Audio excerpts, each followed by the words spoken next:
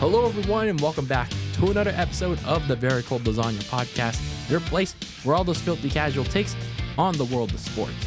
I'm your host, DylanLasagna. This is episode number 194 of this icy yet spicy sports podcast.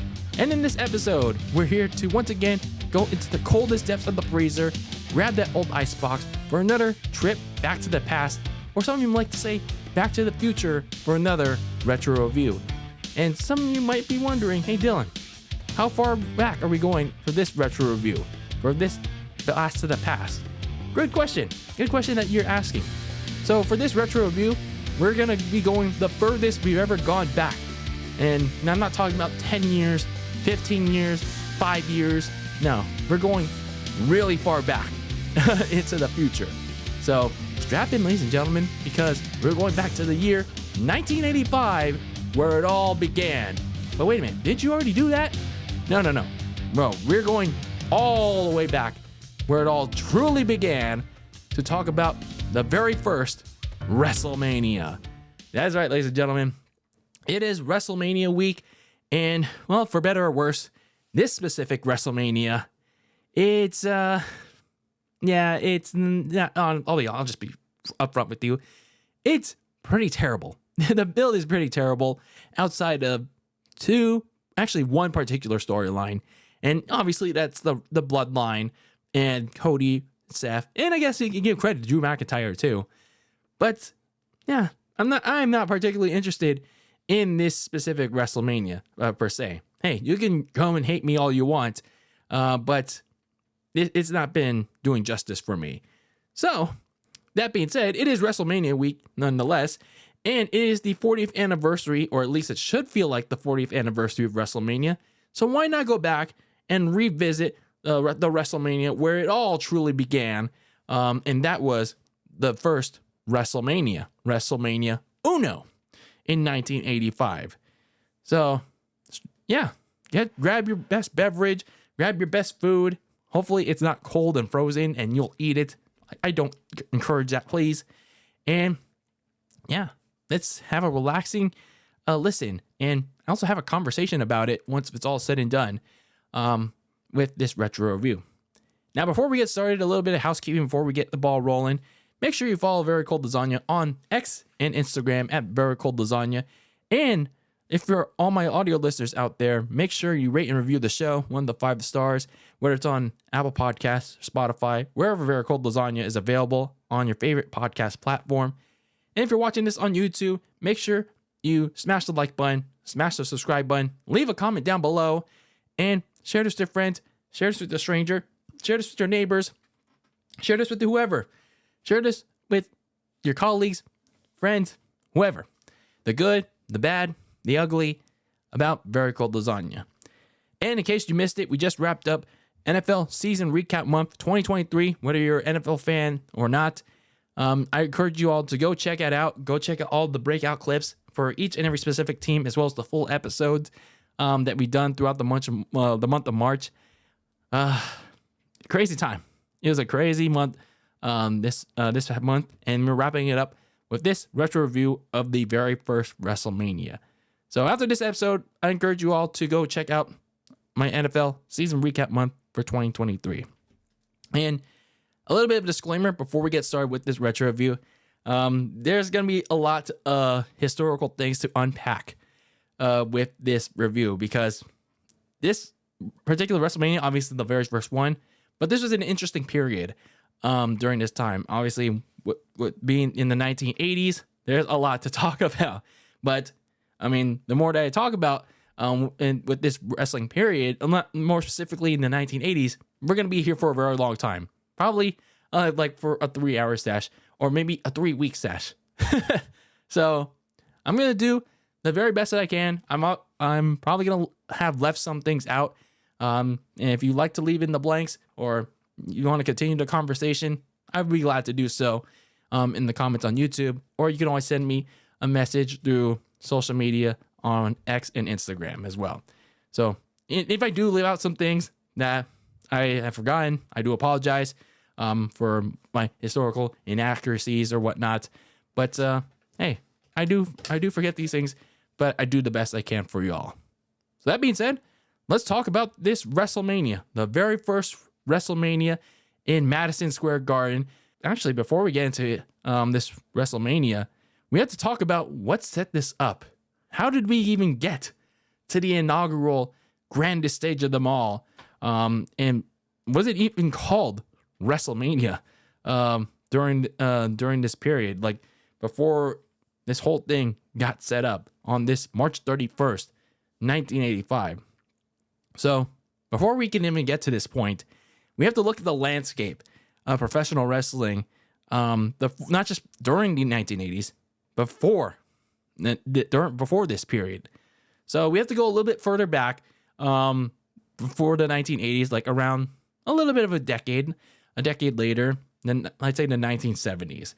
So when you look at professional wrestling prior to the 1980s, you have to look at it as run in territories, mainly around the East Coast. For all you younglings out there, including myself, think of wrestling territories like the independent circuit you see today, except they all had their own exclusive stars, with the exception of a few wrestlers like Andre the Giant or Sergeant Slaughter.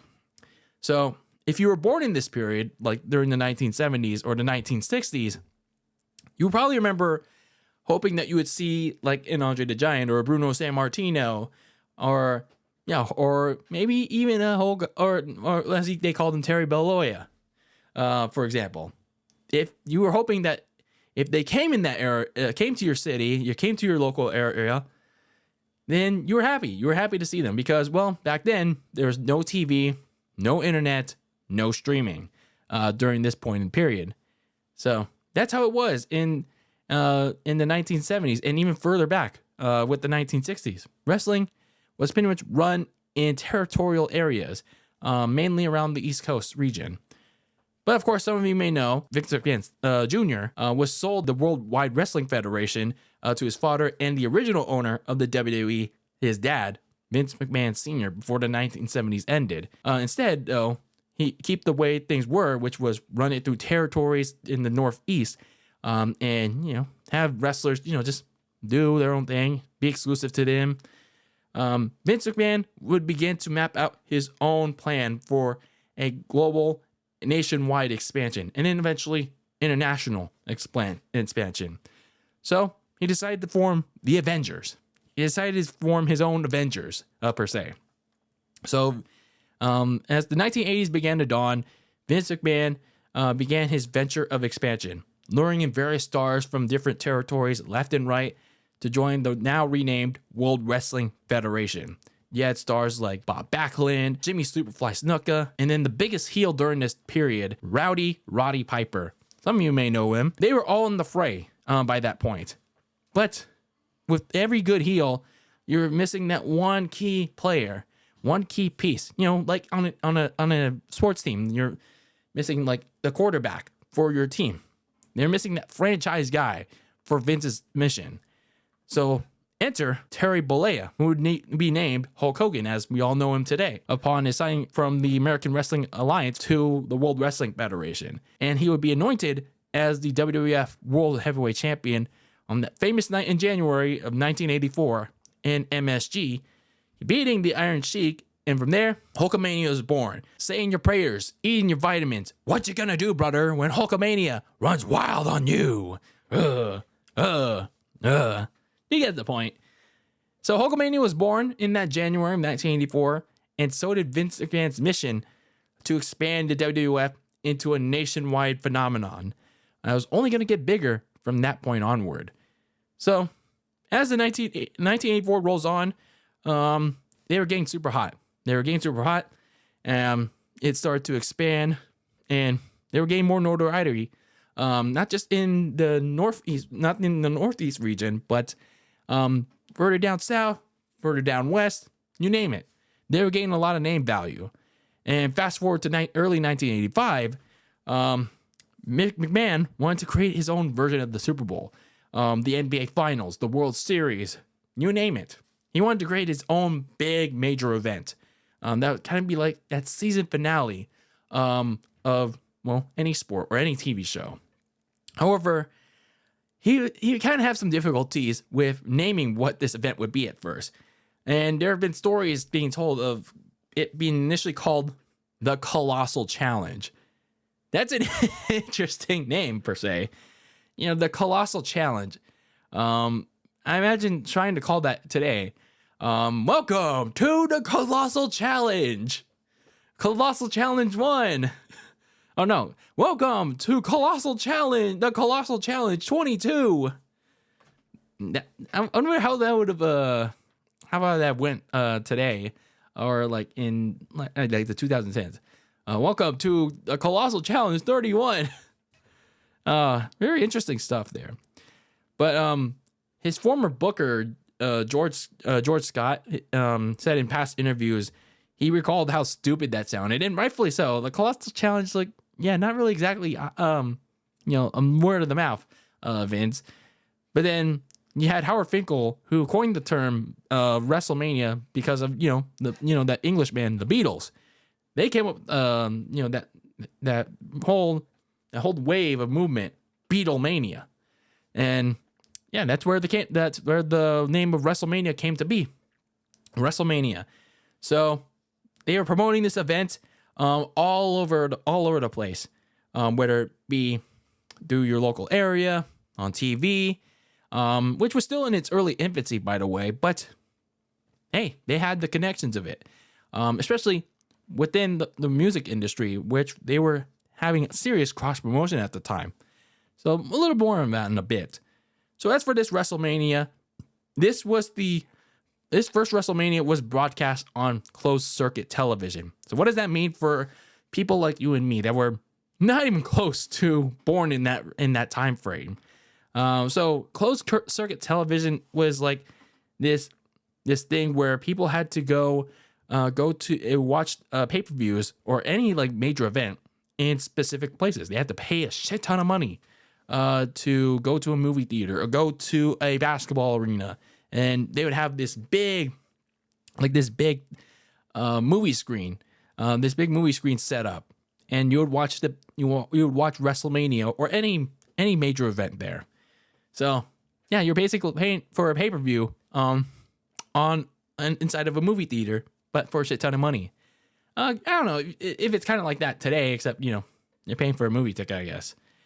Now they had the option of airing it on MTV for free, considering that McMahon had ties with the network. But even with the high ratings that they were getting, considering that they've already aired 2 network specials on there, the costs were going to be very high. They're not going to be getting much money back from that.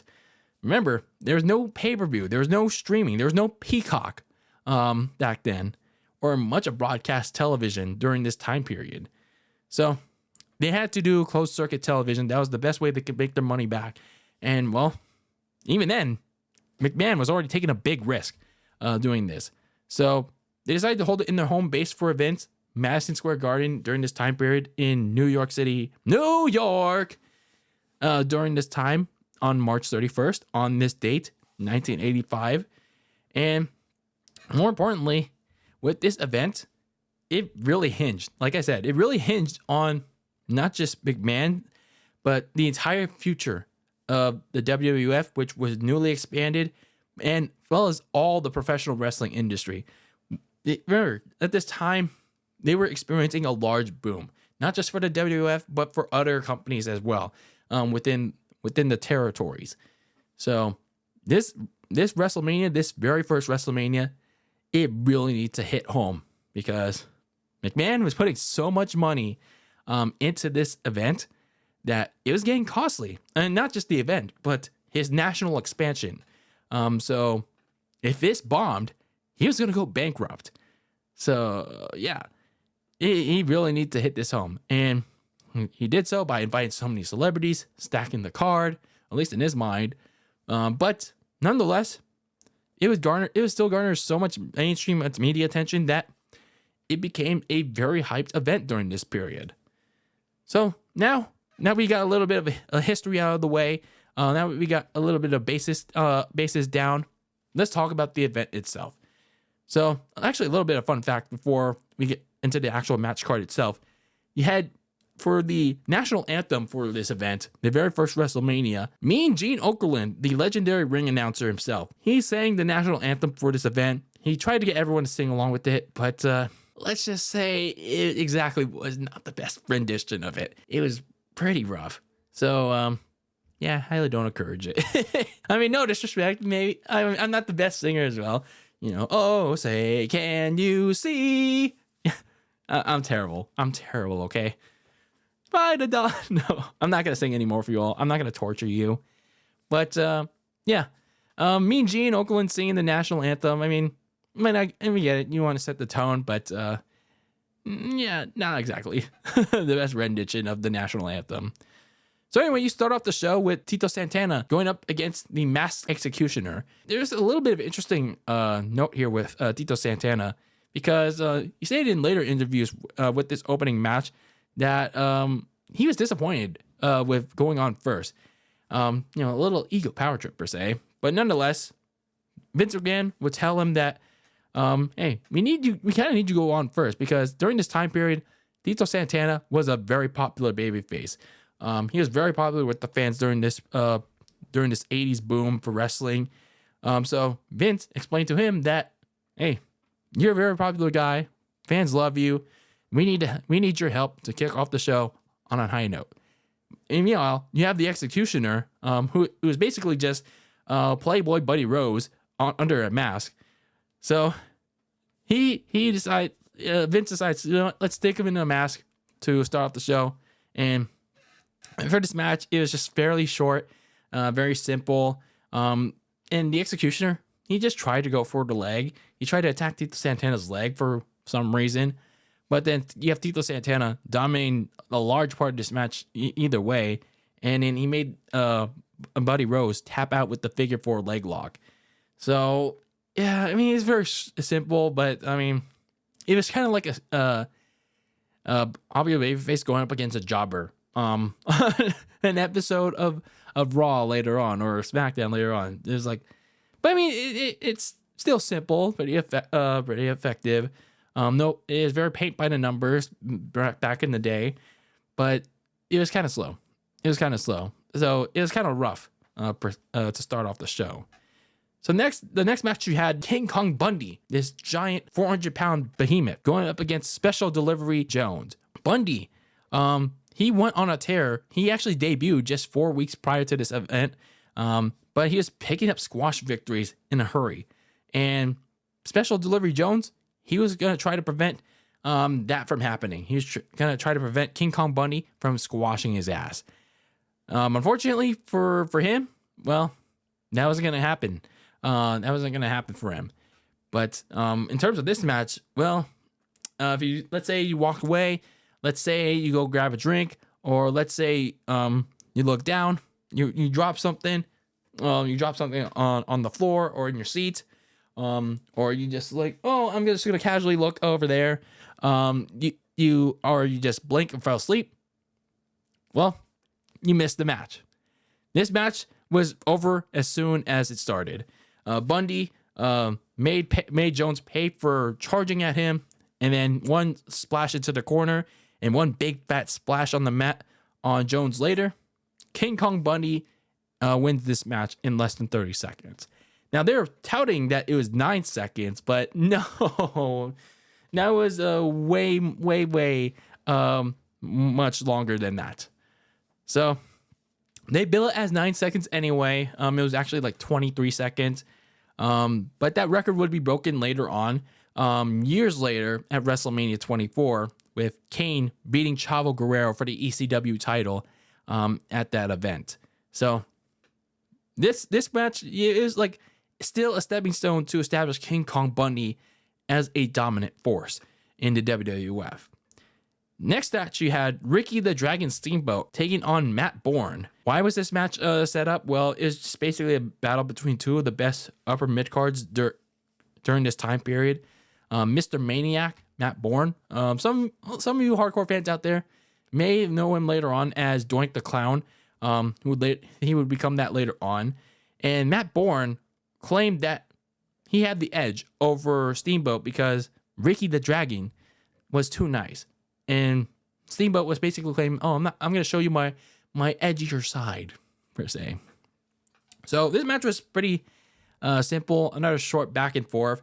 And Ricky Steamboat won this match using a double karate chop to Bourne's throat to confuse him. And then he flew onto him with a crossbody to win the match. So, yeah, nothing fancy so far with these 3 matches to open the show. And you're probably wondering, if you were watching this today, it was like,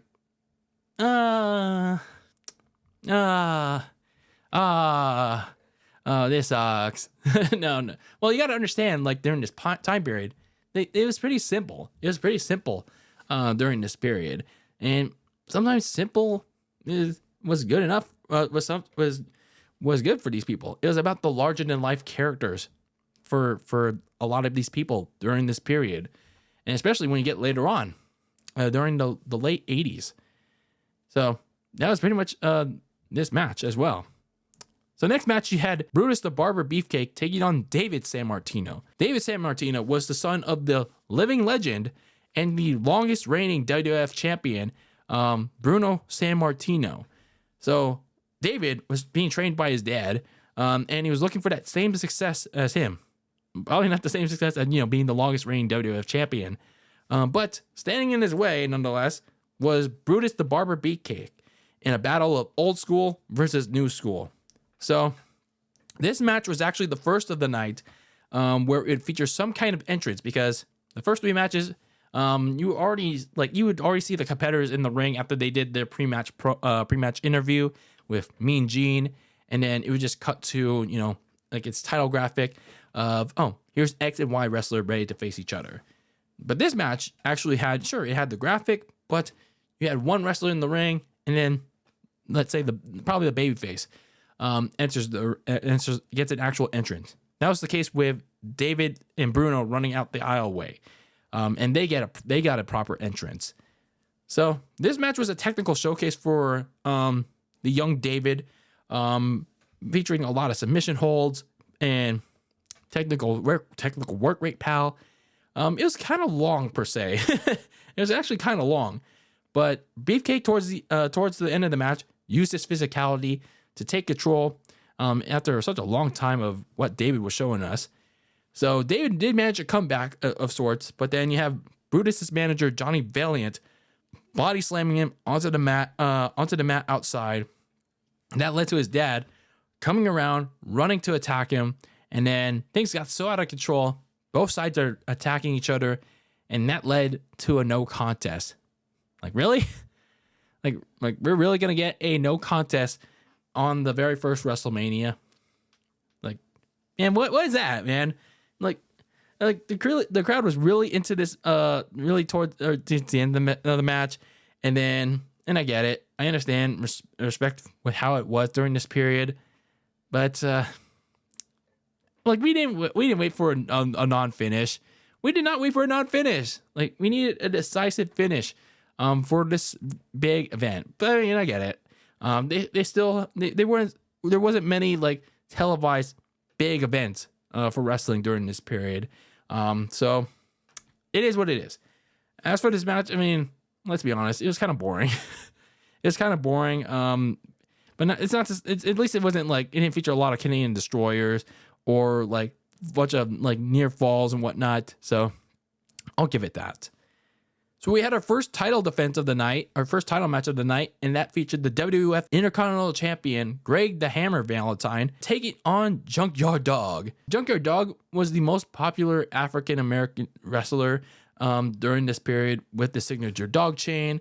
Greg the Hammer Valentine, a hard-hitting heel, so something had to give during this matchup. So just like with the last matchup with David Sammartino, Junkyard Dog got an actual entrance with music, and the MSG crowd was really into him. And they were hoping that he would pull out a win. So he had some early offense from the JYD, but then you had Valentine take control, going after Junkyard's leg. And he tried to go for the figure 4, but then you had Dog escape out of it, and going for a comeback. But Valentine inadvertently knocked out his manager, Jimmy Hart, and Valentine seemingly he was gonna get the win. He got the 1, 2, 3 by pinning the dog while putting his feet on the ropes for leverage and actually going to retract that. The JYD inadvertently knocked Jimmy Hart off the apron. It actually caused Valentine to knock off his manager, but nonetheless, Junkyard Dog lost the match initially when Valentine cheated to win by using his feet as leverage to pin him. So that led to Tito Santana, who was a friend of the Junkyard Dog, to enter the ring, and then you had the official reverse the decision. But then you would think that the Junkyard Dog would actually go on to win the Intercontinental Championship here, right? They actually go on to have a more competitive match here, right? No. Instead, Valentine was just like, no, I'm just going to stay out of this. I'm just going to act like nothing happened here. And he took a count-out victory. What the fuck? So Junkyard Dog would win the match, but obviously per the rules of a title match, you don't get the title. You have to win it by pinfall or submission. I'm just like, the fuck? It's like, go after his ass. Like, it was such a confusing and stupid way to end the match. And I get it, the time period, but it's just like, it makes your baby faces look stupid nonetheless. To end the match with everyone standing there looks stupid, and having these indecisive finishes like that. And I get it, it was the time period back then, but it's just like, still, it insults you still, even to this day, even nearly 40 years later, it still insults you. So our next matchup, we had the WWF Tag Team Champions, the US Express, Barry Windham and Mike Rotundo, going up against the heel team of the Iron Sheik and Nikolai Volkov. Volkov and the Sheik, they were two of the most hated wrestlers during this period because of their anti-USA gimmicks. In contrast to the pro-USA characters of the soon-to-be WWE Hall of Famers in the US Express. So not a lot of backstory in this matchup. So it's pretty much USA versus anti-USA. Go figure. So for this matchup, I mean, not a whole lot to say. I mean, it was a decent classic tag team matchup. A little bit of early miscommunication between the heels when Sheik accidentally kicked Volkov, but they managed to take control of the match for a good part of it. Barry Windham did get a hot tag minutes later and hit the bulldog of Volkov, but Sheik broke up the pin. And that's when Mike Rotunda took Sheik out of the ring. But once Sheik took Mike Rotunda out, he also took out not Freddie Blassie. He took out Windham with Freddie Blassie, his managers.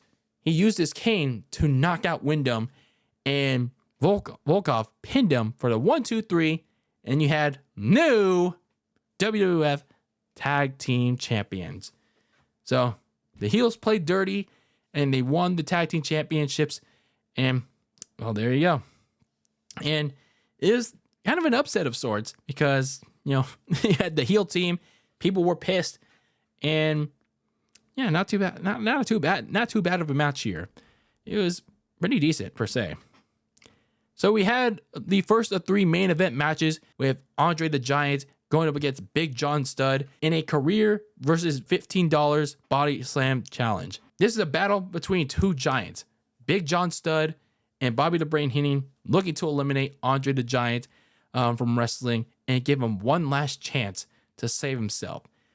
All he had to do was body slam Big John Studd and give him $15,000, not $15, because imagine how cheap that would have been, right?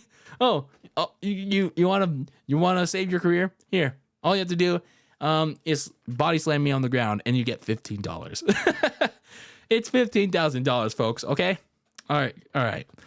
So anyway, this was a pretty it was kind of fun yet kind of predictable matchup here. So they both used different moves to weaken each other. Andre used a bear hug, a couple of stiff kicks. Big John Studd kind of used a lot of hard-hitting moves as well.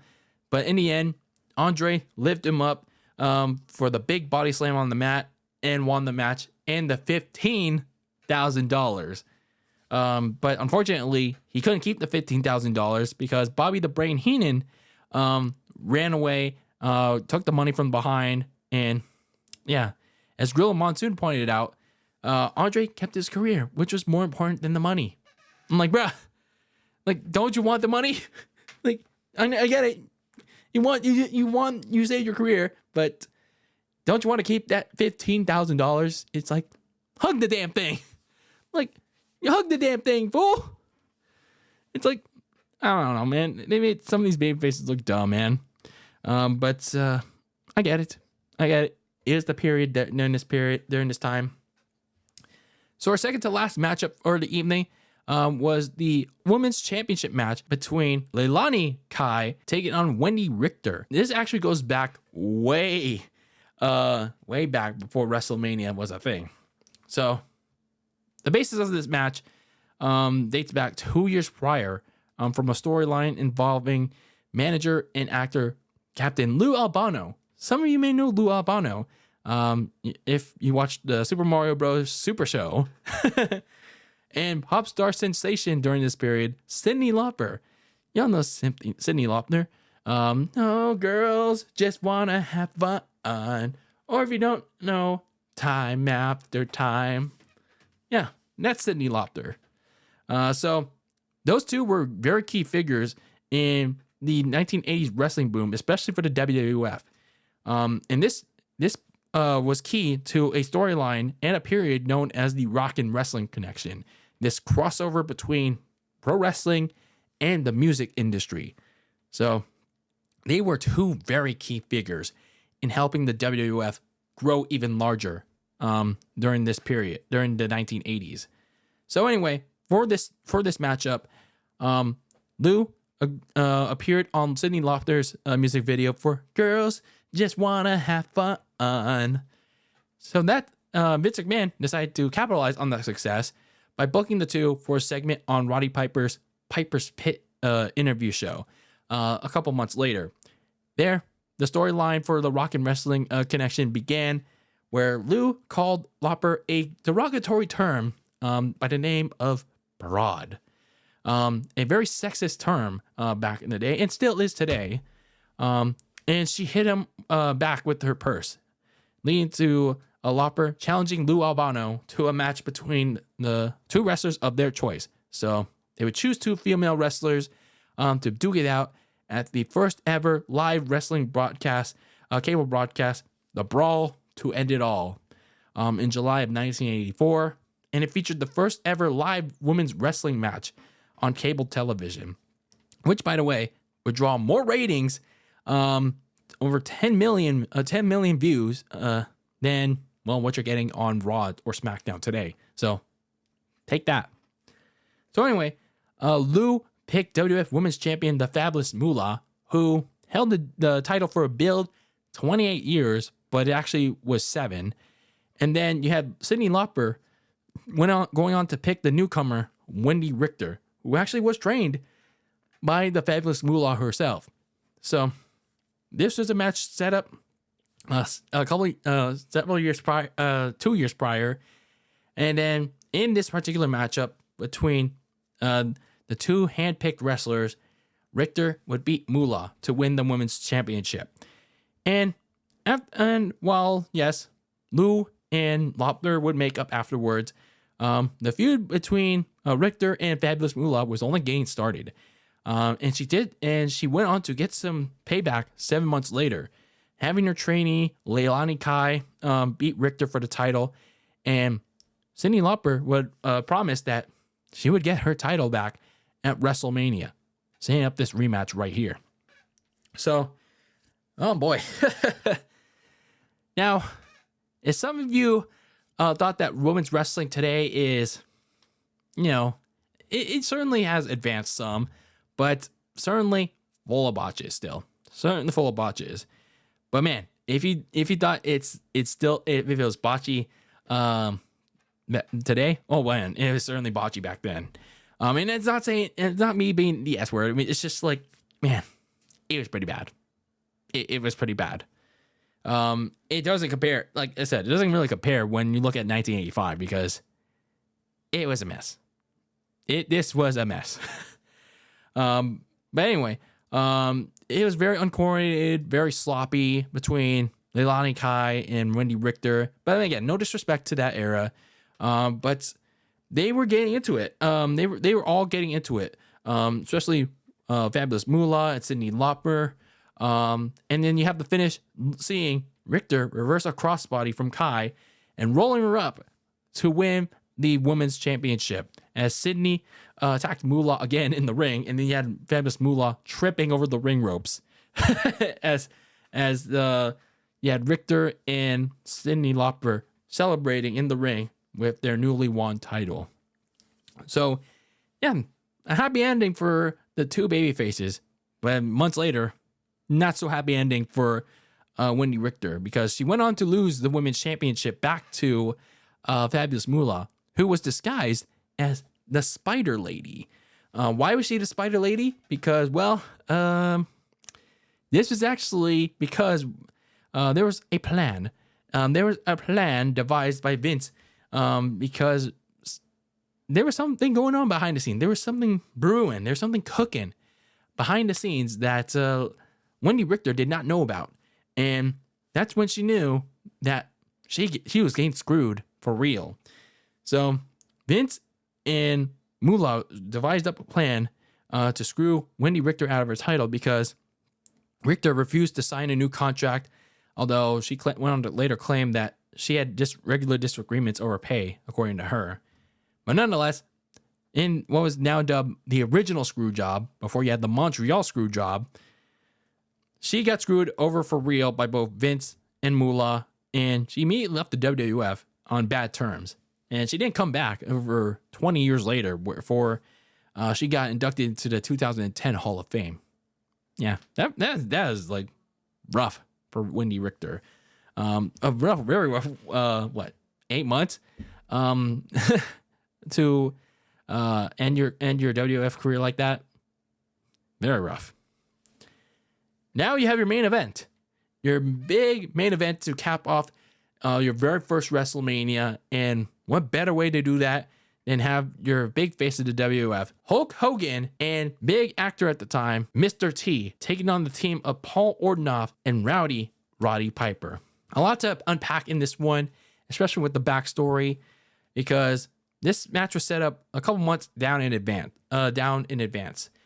Because during a 1984 awards presentation for Lou Albano, Roddy Piper attacked both Albano and Cyndi Lauper, and that led to Hulk Hogan coming to save the day to their defense, and that set up a match at the next Rockin' Wrestling event a couple months later in 1985, and that event was The War, to settle the score. So in that event, you had Piper's buddies, Paul Orndorff and Cowboy Bob Orton, attack Hogan to cause a disqualification in the main event of that show, which led to Lauper and famous actor Mr. T. Many of you know him from the A-Team, dun, dun, dun, dun, to try and save Hulk Hogan, but they were clearly outnumbered.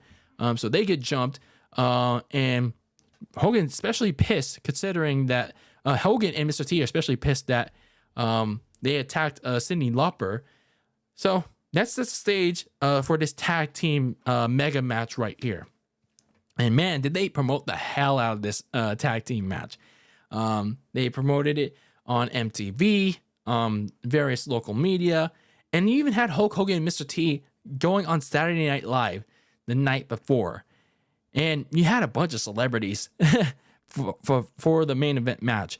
You had New York Yankees manager Billy Martin doing the guest ring announcing, singer Liberace, and you're probably wondering who the hell is Liberace. He's this actor and musician or singer from Las Vegas. He was the guest timekeeper, and then he was also being accompanied by his entourage, the Rockettes.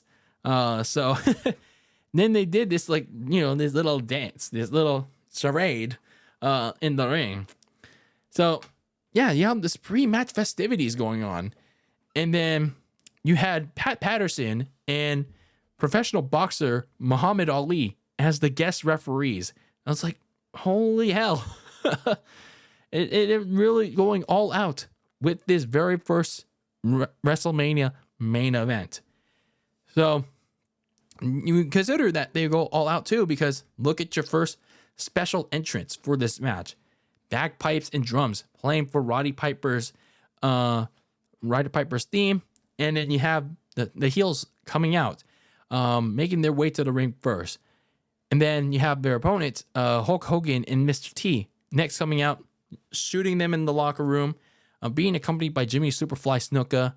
And yeah, there we go. We are right then and there, ready to go for the match.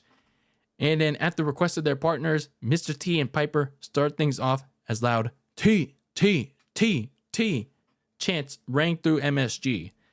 And then, well, not even a minute into the match, it got chaotic. It got very chaotic. Mr. T hit Piper with the forward fireman's carry, and then they started going at each other. Both Hogan and Ornoff went at each other, and that led to Muhammad Ali interjecting into the match to restore order. And then instead of continuing the match, Piper and Ornoff decided to try to leave the match. But then, as Pat Patterson was trying to count them out, Hogan was like, "No, that's not going to work for me, brother. I want a real win. I want a real win." So Piper and Ornoff have to return to the ring.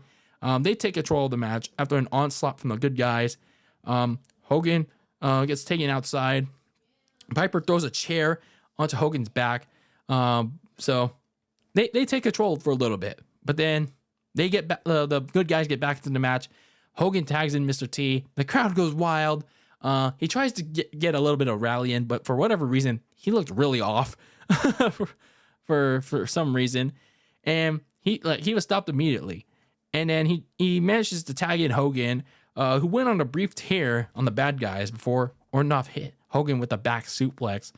And then, of course, as customary to now today with the bloodline, back then you had Hulkamania shenanigans. You had Cowboy Bob Orton and Jimmy Snuka getting into it in the ring after Orton tried to run interference. And then you had Cowboy Bob Orton trying to hit Hogan with this double axe handle finisher.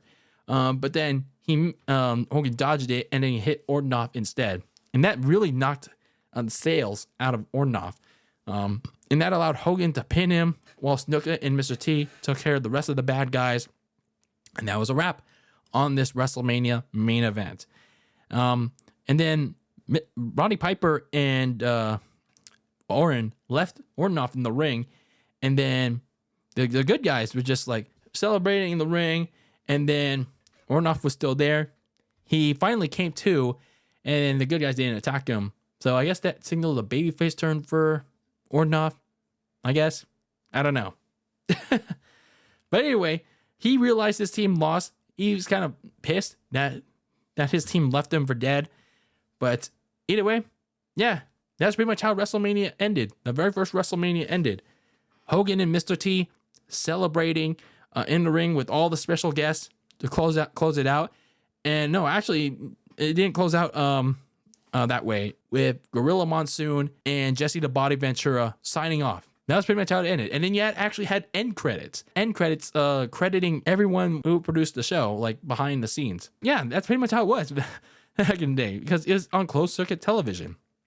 So for this match, it's like you felt the star power. You felt the star power in this match. Like it was very big. Hogan, Piper, Mr. T, Ornoff, and then Muhammad Ali being the special guest, one of the special guest referees. It was a lot of star power in this match, and it started out pretty fun. But man, the finish of the match was pretty messy, in my opinion, and it's pretty complicated and very rushed. And apparently, from what the stories I read, trying to prepare for this retro review, that was because, according to Piper and Hogan, Mr. T was pretty wrecked. Apparently, he was hungover and found in Central Park just hours before Mania started. And like, damn, Mr. T was that messed up back in the day? Was he that in over his head? And then apparently there were stories of Roddy Piper being upset that Mr. T was coming in. You know, he's a celebrity that didn't understand the business, and he is like all pissed that Mr. T is getting a WrestleMania match with no prior experience. I mean, yeah, he had every right to be disrespected, but it's just like, Come on, man. Come on. And funny enough, he would work with Mr. T again the next WrestleMania in that boxing match.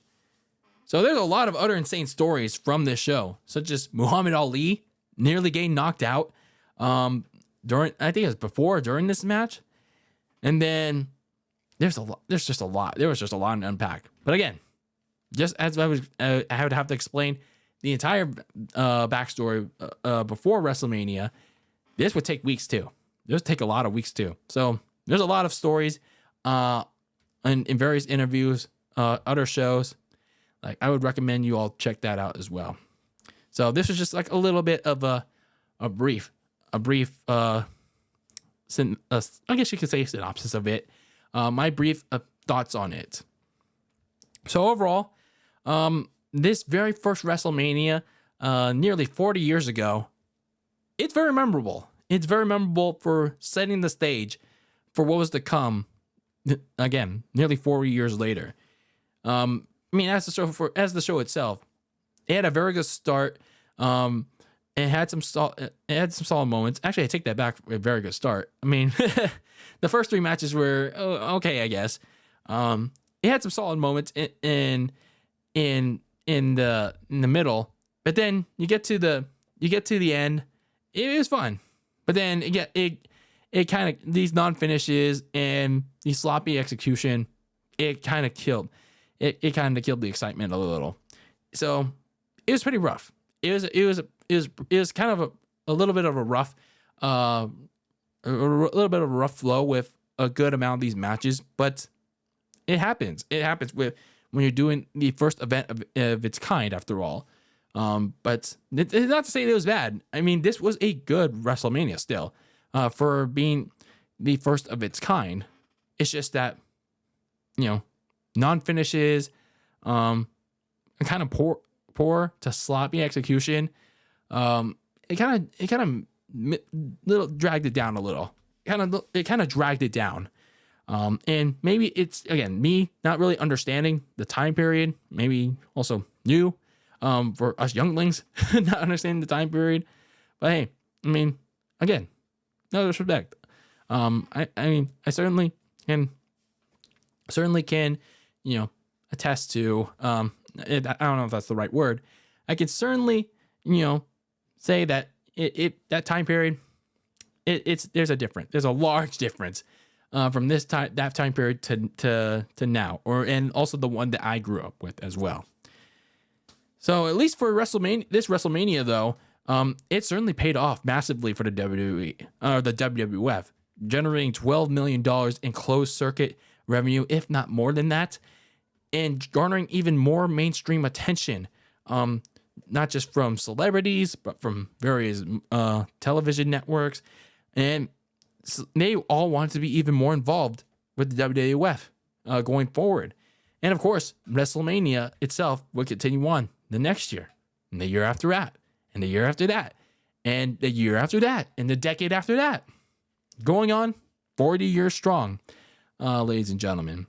So, yeah, Vince McMahon, you can give all the crap you want, and yeah, I know you can also give him crap for the certain situation that he's going through now, but you have to respect that he made a very big gamble several years prior to buying the WWF, and then several years prior to making this.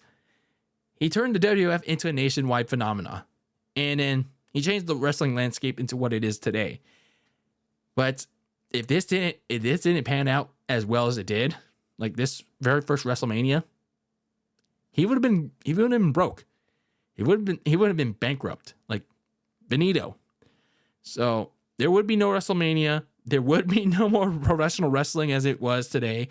So again, you have to give at least, if whether you hate Vince McMahon or not, or if you have like the strongest hate boner for Vince, you have to at least respect the fact that he took a very big risk making this event, and thank goodness for him and for everybody that's a wrestling fan growing up, it paid off big. It paid off big. There's no WrestleMania, there's no professional wrestling. If there's no Vince McMahon, no professional wrestling. So, yeah. He made a big gamble, and it paid off. It definitely paid off. So, crazy, man. It was definitely a wacky, crazy WrestleMania to look back on 40 years later. But again, it is a little hard to dissect too, because much farther back than I expected, and certainly not born in that time period quite yet. But also some interesting stuff to learn about too along the way, and hope you certainly learned something too. So let me know your thoughts on this very first WrestleMania, whether you grew up with it way back in the day, or you watched it later on in your life, like I did. Let me know your thoughts in the comments below on YouTube or on social media on Instagram or Twitter at Very Cold Lasagna. But that is it for this episode of Very Cold Lasagna. Closing the Old Icebox once again with another retro review in the books. Again, let me know your thoughts on the very first WrestleMania, however you want to do it, and let's have a conversation about it. Anyway, I'm your host, DylanLasagna. Thank you for tuning into episode number 194 of this icy yet spicy sports podcast. And as always, eat that lasagna very cold in the fridge with your takes on the world of sports. And until the next one, peace out.